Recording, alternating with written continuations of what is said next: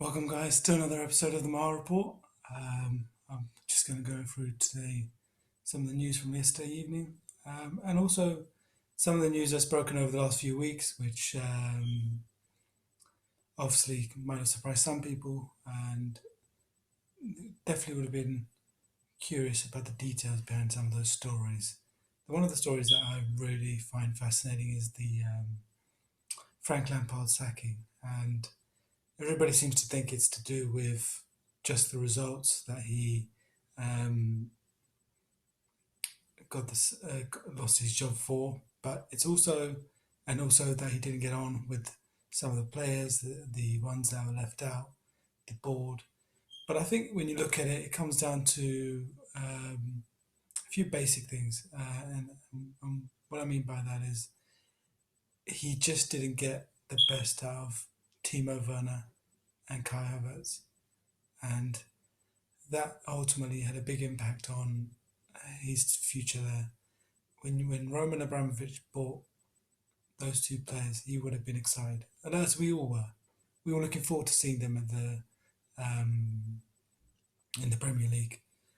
Werner nearly went to Liverpool, but joining Salah and Mane, that wouldn't have been as exciting as the joining another big team and being providing a big competition in the league.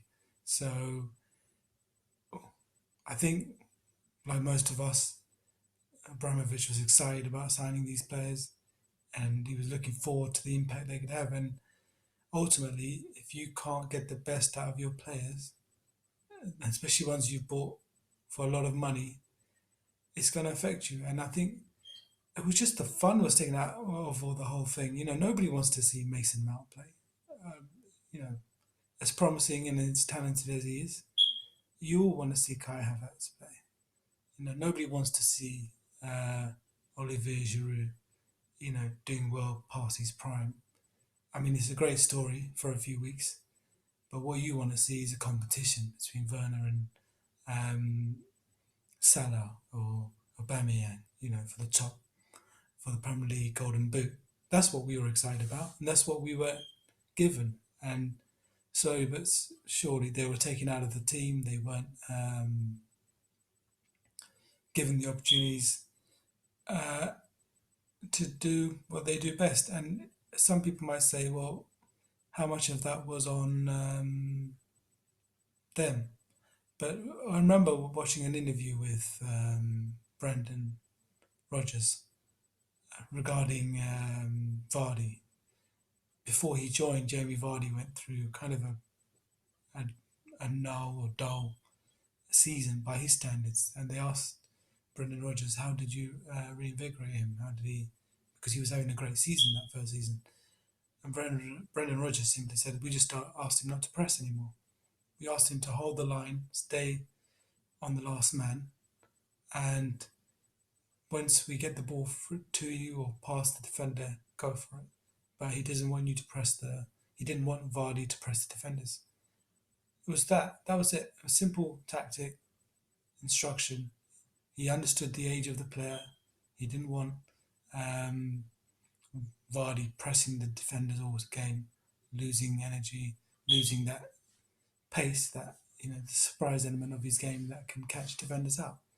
So we don't know what Lampard asked of Werner. We don't know what Lampard asked of Havertz, but it could be that simple.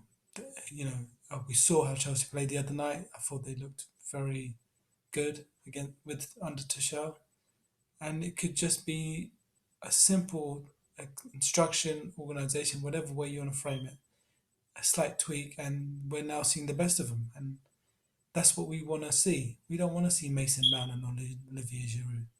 No Chelsea fan wants to see that. They want to see Timo Werner, Kai Havertz tearing this league up. Abramovich doesn't care about Rudiger and Kovacic's opinions. He didn't start. He didn't sack Lampard because of that.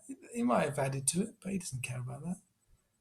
Why do you think Mikel Arteta is keeping his job still after that run he was on? Because he's still getting the best out of Saka and Aubameyang. They're still playing for him. Likewise, Oli.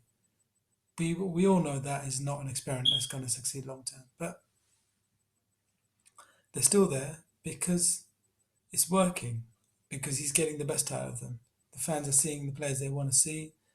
Maybe not the football they want to see, but they're still performing at a high level. And nothing's more exciting than watching our players, fans, our favourites playing great football, helping their team succeed. And you can, that was Lampard's biggest failure. He didn't get the best out of Timo Werner and Havertz, and he was making this look like a failed experiment, which would not have gone down well with Abramovich. It's like uh, when you buy your kids the best shiny new toy, something even you're excited about, and then your children don't want to play with it. It's or something. It doesn't work the way you thought it would, and it's that's the disappointment. He didn't get the best out of the players that he had already, the expensive ones that were bought in, and even like most Chelsea fans and other the rest of us, rival fans, we still wanted to see them play well, not against us, but we were excited to see them, and that didn't happen, and that's why he's not there anymore. And if Tuchel doesn't do the same thing, he won't be there that long either. So I know he started with Giroud, but he needs to figure out the Havertz Werner situation, or Abramovich will keep firing people until somebody does. And that is why Lampard got sacked more than anything. Forget all the fighting with the board and the relatively poor results. If you can't get the best players in your team firing, then the board, the ownership won't stick around for you. That's why Oli and Arteta still got a job, and I wouldn't put it past them to be sacked the moment that changes. And we'll see how Tuchel gets on, but I think that is the main cause of Lampard sacking from Chelsea. Now, moving on to Tuchel, he gave an interview recently about how he's not scared of being sacked. The being a part of the Chelsea management program system, where eventually you're going to get sacked, even when you have success. You know what you sign up for. But it seems he's another one of those guys who believes he's the exception, that he can bring in and achieve a certain level of success that, um, you know, means he could bypass that um, he can overcome the way the club has been run. And as grim as that process has been, and all the managers that have come through Chelsea, it has been a successful program because they have been the most successful team over the last 15 years since Abramovich took over.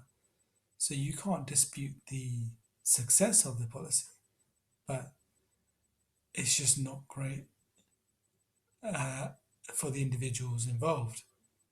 And once again, they have another manager who believes he can, be the exception. He won't fall into that trap. But the mere fact that he got an 18-month contract suggests that one, they're not 100% sure.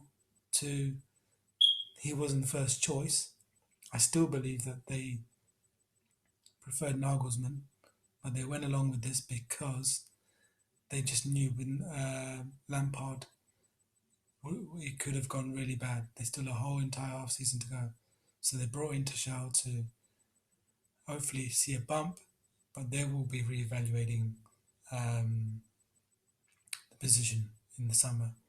And I would be more than shocked if I wouldn't be shocked, sorry, if Tuchel's gone and somebody else has come in.